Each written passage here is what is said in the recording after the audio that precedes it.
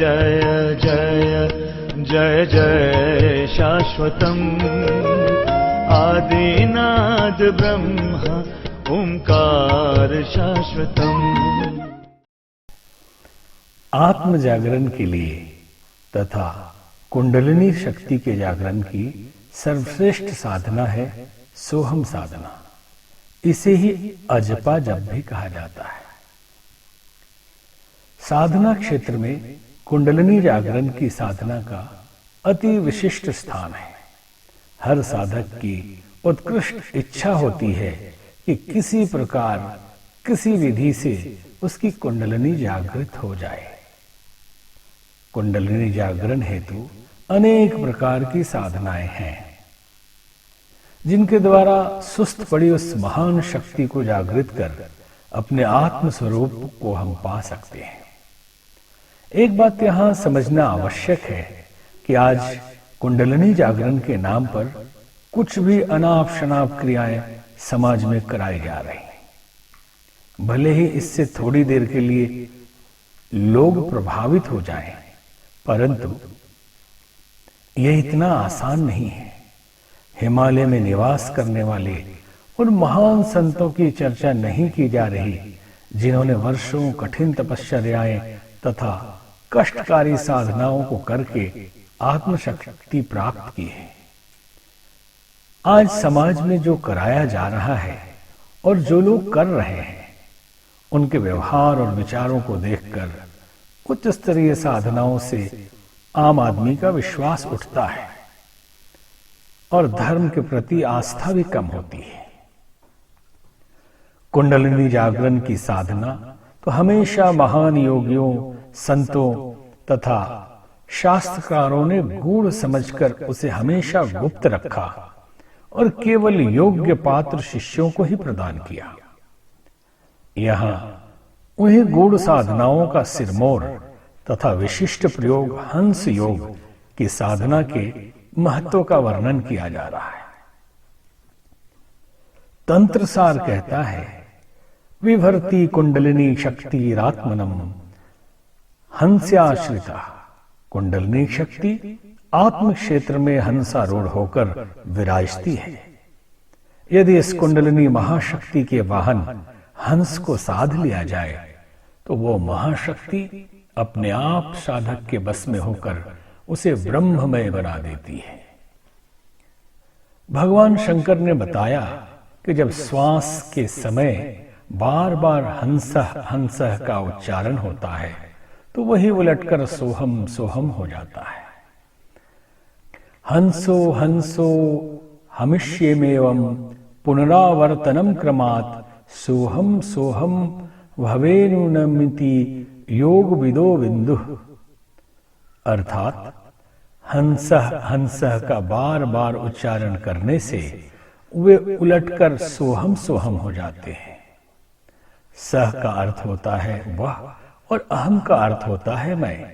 पूरे सोहम शब्द का अर्थ होता है वह जो सत्य है, सनातन है, वही जो सृष्टि का कारण है, पालक पोषक और नियंता है, वह मैं ही हूं। वेदांत का सार इन्हीं शब्दों में निहित है। सोहम शिवोहम सच्चिदानंदोहम तत्वमसि अयम आत्मा ब्रह्म।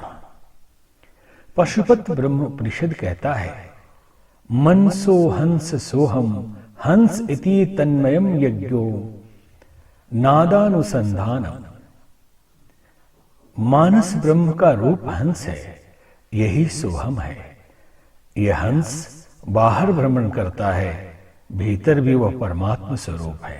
इसका तन्मयता यज्ञ नादानुसंधान है। पाशुपत ब्रह्म उपनिषद कहता है, हंसात्म मालिका वर्ण ब्रह्म काल प्रचेदिता परमात्मा पुभानिति ब्रह्म संपत्ति क्रारिणी।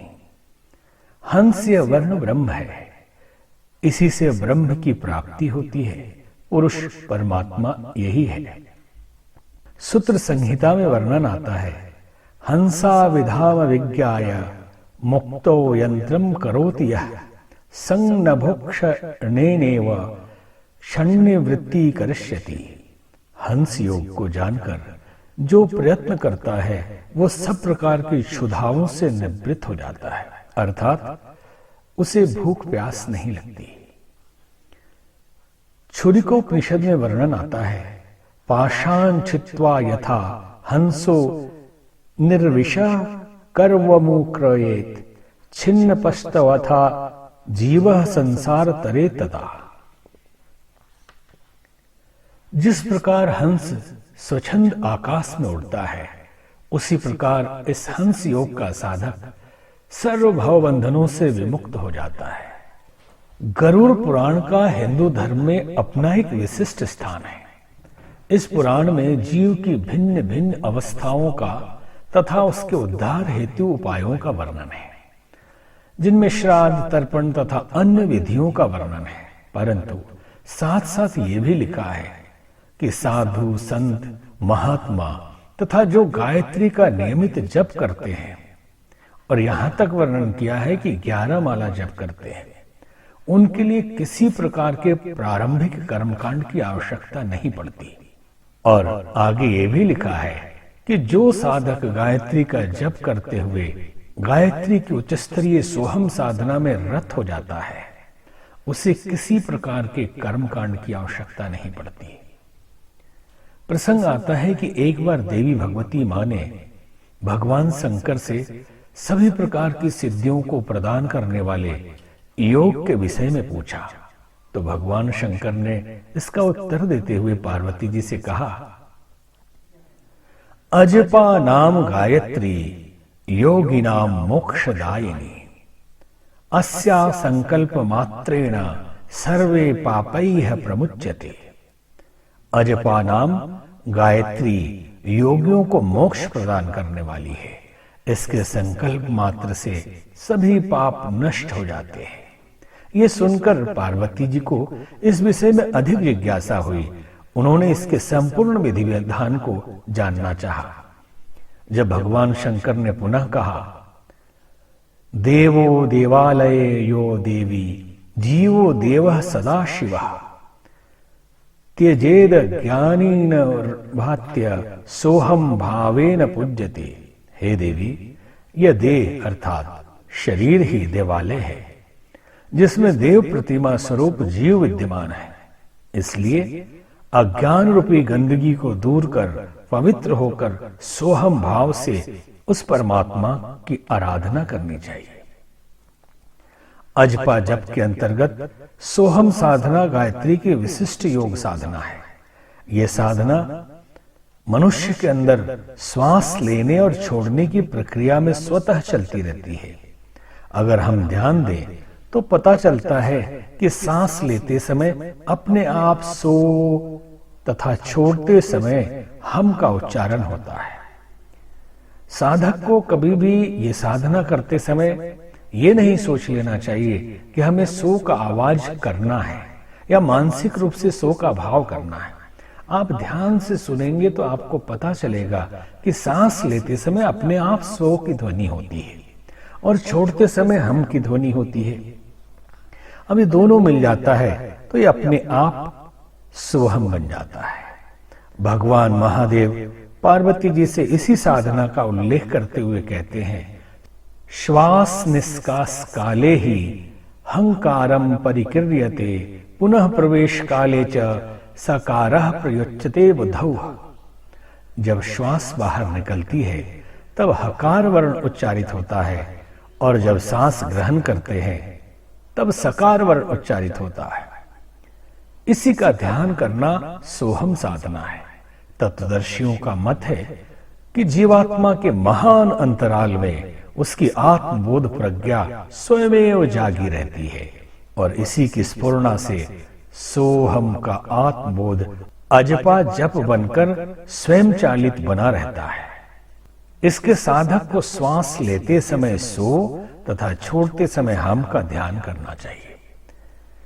यदि पवित्र होकर एकांत में बैठकर आने जाने वाले श्वास प्रश्वास पर ध्यान लगाया जा सके और उसमें उठने वाली सो और हम की ध्वनि को सुनकर उस पर मन एकाग्रित किया जा सके, ये अद्भुत परिणाम उपस्थित करता है। यूं तो 24 घंटे सांस में सोहम साधना चलती रहती है।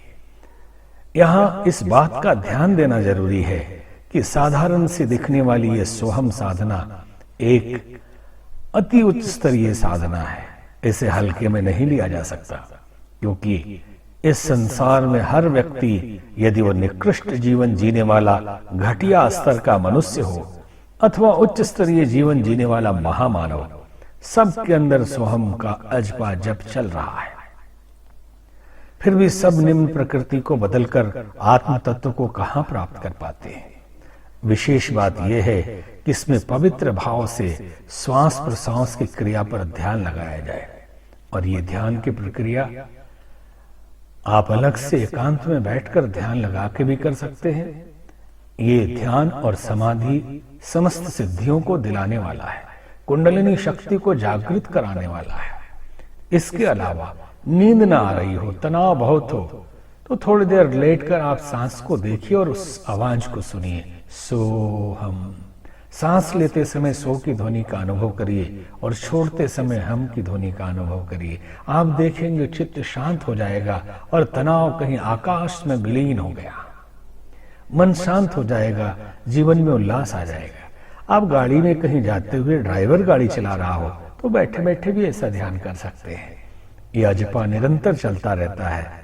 कई लोग कहते हैं कि हम तंत्र मंत्र जप ध्यान कुछ नहीं करते क्योंकि हम सोहम साधना करते हैं। हमारा उनसे पूछना है कि तो कितनी देर तक उसमें ध्यान लगा पाते हैं?